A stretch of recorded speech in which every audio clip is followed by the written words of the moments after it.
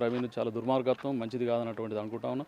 మేము రాత్రి వెళ్ళి ఒక వృద్ధాప్యం ముసలమ్మ చనిపోతే మేము 9-10 అయింది రాత్రికి. మేము ఆమెను దహన సంస్కారాలు చేసి వచ్చినాం. వాళ్ళ ఇష్టతోటి మేము నిద్రిస్తూ ఉన్నాం. నిద్రించే సమయంలో 4 గంటలకి మాకు ఫోన్ వచ్చింది, ఇక్కడ కాలుతా ఉన్నది అని చెప్పేసరికి మేము వచ్చినాం. వచ్చేసరికి ఆల్రెడీ పోలీసు బృందం ఉన్నది, సిఐ గారు, ఎస్ఐ గారు వాళ్ళందరూ ఉన్నారు. వచ్చినామన్నా పెద్ద మనిషి అయిందని అంటే అవును సార్ అంటే లోపల తీసుకెళ్ళి చూడండి అయిందనంటే వాసన వస్తూ ఉన్నది, పొగలు వస్తూ ఉన్నది. అప్పటికి ఖాళీలు చనిపోయిన వాళ్ళు ఆ కింద ఉన్నటువంటి మెత్తలు కానీ ఇంకా బట్టలు కానీ ఆ పొగ వస్తూ ఉన్నది, వాసన వస్తూ ఉంటే దస్తీలు అడ్డం పెట్టుకొని మేము లోపల పోయి చూసినాం.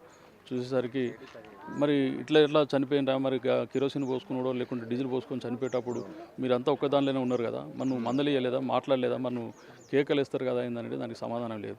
ఒకవేళ డీజిల్ పోసుకున్నాడు, పెట్రోల్ పోసుకున్నట్టే క్యాన్లు వెతుకోమని పోలీసు వాళ్ళు చెప్పారు. మేము కూడా చెప్పాం, ఆ క్యాన్ లేదు, అక్కడ ఏమి ఉండేటువంటి పరిస్థితి లేదు. మరి ఎందుకు జరిగిందనంటే అదంతా అయిపోయిన తర్వాత ఎదుటి వాళ్ళను డోర్ కొట్టిండట ఆయన. డోర్ కొట్టి లేపిండట, ఇట్లా చనిపోతా ఉన్నారు అయిందని. అప్పుడు డోర్ కొడితే అంటే కంప్లీట్ అయిపోయిన తర్వాత ఈ ఎదుటిన్నటువంటి అతను ఇట్లా డోర్ తీసి లోపల చూసేసరికి వాళ్ళు ఆల్రెడీ చనిపోయి ఉన్నారు. ఈయన భయపడి మిగతా వాళ్ళందరికీ చెప్పి అది చేస్తే ఆడిపోయినటువంటి పరిస్థితి ఉన్నది. కిందికి వచ్చి వాళ్ళ చుట్టాలను వీళ్ళని పోలీసు వాళ్ళు అడిగారు. మిగతా వాళ్ళందరూ మమ్మల్ని కూడా అడుగుంటే మేము కూడా అడిగాం.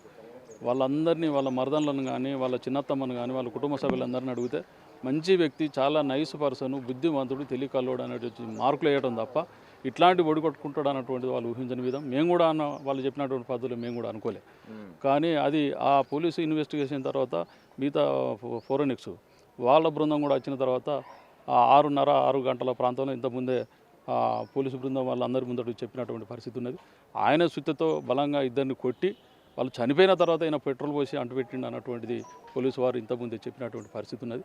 కాబట్టి ఇట్లాంటి దుర్మార్గత్వం అన్నటువంటి చేయొద్దన్నటువంటిది మేము కాలనీ వైపు నుంచి వెళ్ళి మరొక మాట చెప్తా ఉన్నాం.